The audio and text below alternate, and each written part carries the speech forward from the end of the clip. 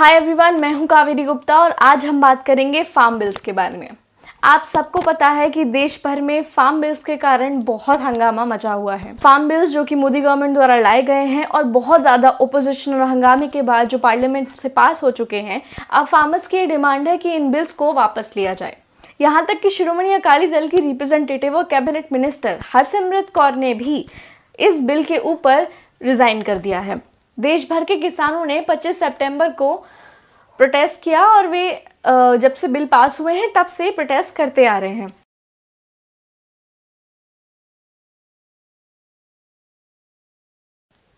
अब हम बात करेंगे एमएसपी की।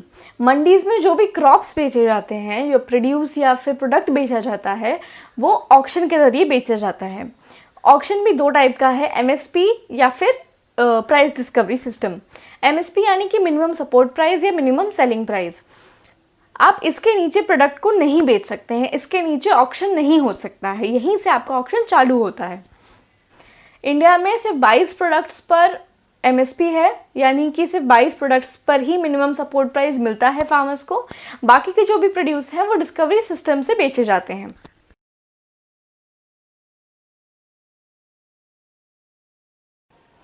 अब हम बात करेंगे एपीएमसीज के बारे में। एपीएमसीज यानी कि एग्रीकल्चरल प्रोड्यूस मार्केट कमेटी।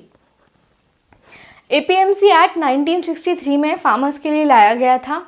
इस सिस्टम के अकॉर्डिंग, इस एग्जिस्टिंग सिस्टम के अकॉर्डिंग फार्मर्स और ट्रेडर्स आपस में डायरेक्ट लेन देन नहीं कर सकते हैं।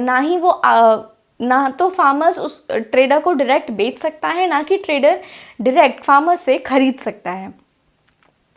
एपीएमसी के अकॉर्डिंग मंडीज बनाई जाती हैं, पर्टिकुलर स्टेट्स में मंडीज होती हैं, और अगर ट्रेडर को कुछ प्रोड्यूस खरीदना है तो वो उस पर्टिकुलर मंडी का लाइसेंस लेता है और फार्मर भी अपना प्रोडक्ट उसी पर्टिकुलर मंडी में बेच सकता है। मैं अब आपको प्रोसेस समझाती हूँ कि प्रोडक्ट्स कैसे बेचे जाते हैं। फार्मर्स अपना प्रोडक्ट्स एपीएमसीज में लेकर जाते हैं। एपीएमसीज में होते हैं मिडिलमैन, यानी कि अड़हतियाज। जो ये नया सिस्टम आ रहा है वो इन मिडिलमैन को हटा देगा पूरी तरह से। उसके बाद जो ये मिडिलमैन होते हैं वो प्रोडक्ट के भाव तोल के लिए जाते हैं ट्रेडर्स के पास, और उसके बाद जो ये ट्रांजैक्शन एजेंट्स होते हैं वो माल कितने में बिका, कैसे बिका, ये सब चीज़ें, जो सारा इन्फो है वो सब जाके फार्मर्स को देते हैं। लेकिन जो ये ट्रांजैक्शन एजेंट्स होते हैं ये 3% मार्केट फ़ी लेते हैं, और जो ये 3% मार्केट फ़ी होती है वो फार्मर्स भरते हैं।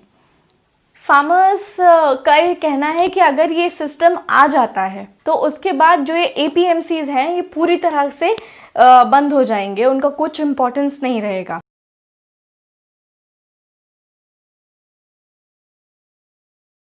Now we'll talk about the pros and issues of this system and why there is so much uproar regarding this new bill.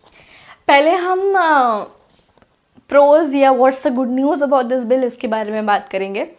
According to the Modi government, this bill will enable the farmers to directly sell the crops to the private players. जो भी private companies हैं उनको directly बेच सकते हैं, बीच में कोई भी मिडिलमैन नहीं रहेगा। It will help farmers a lot.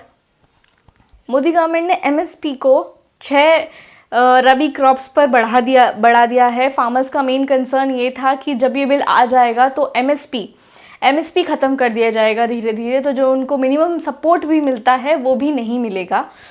जो सबसे बड़ा काम जो ये बिल करेगा वो ये है कि वो मिडिलमैन्स को बीच से हटा देगा, और जब मिडिलमैन्स बीच से हट जाएंगे तो जो प्राइस प्रोडक्ट का या प्रोड्यूस का बढ़ जाता है due to the presence of middleman in the chain, वो कम हो जाएगा। और फार्मर्स से लेकर कंज्यूमर्स तक जो इंक्रीज़ होता है, जैसे कि अगर मुझे 50 रुपये का एक प्रोडक्ट मिल रहा है तो फार्मर को उसका सिर्फ 5 या 7 रुपये ही मिलता है। तो अगर ये मिडिलमैन्स बीच में हट जाएंगे तो मुझे भी प्रोडक्ट कम का मिलेगा और फार्मर्स को भी उसका ज़्यादा मुनाफा होगा। इसकी हम पहले ही बात कर चुके हैं कि जो एपीएमसी है इज़ वेरी एक्सप्लॉयटेटिव। जैसे अगर हम पंजाब गवर्नमेंट की बात करें तो पंजाब गवर्नमेंट 8 से लेकर 8.5 तक टैक्स लेता है इन मंडीज़ के ऊपर।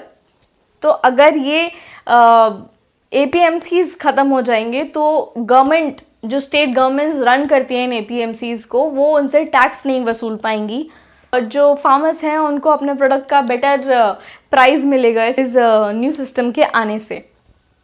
अब हम बात करते हैं issues. There was no discussion with the state governments, क्योंकि जो एग्रीकल्चर है वो स्टेट का मैटर है। States were not consulted before bringing this system in. System में कहीं भी there is no mention of MSP, कहीं भी ऐसा लिखा नहीं गया है कि फार्मर्स को एमएसपी मिलेगा इसके बाद। इसके लिए एक बहुत ज़्यादा हंगामा है इस बिल को लेकर। इस बिल में कहीं भी नहीं बताया गया है कि डिस्प्यूट अगर होता है प्राइवेट प्लेयर में या प्राइवेट कंपनी और फार्मर में तो उसका रिजोल्यूशन कौन करेगा, और अगर ये मजिस्ट्रेट के पास जाता है तो उसका निराकरण कैसे होगा। There is no clarity in the bill. Farmers को ये लगता है कि whenever this system will be implemented, वो सिर्फ they will be at the mercy of the private companies and the private companies are also going to exploit them. Farmers want कि APMCs को और अरहतियाज को रिटेन किया जाए, क्योंकि जो अरहतियाज होते हैं, मिडल मैन होते हैं, they act as a personal touch for these farmers. They provide them information. There is a relationship. They provide them money in their times of need. Thank you so much for watching this video. I hope कि आपको farm bill के बारे में थोड़ा समझ आया होगा, थोड़ा क्लैरिफाई हुआ होगा। So मैं आपके लिए नए नए वीडियोस बनाती रहूँगी, हम और इम्पॉर्टेंट चीज़ों पर चर्चा करते रहेंगे। तब तक के लिए keep liking, sharing and subscribing. Thank you.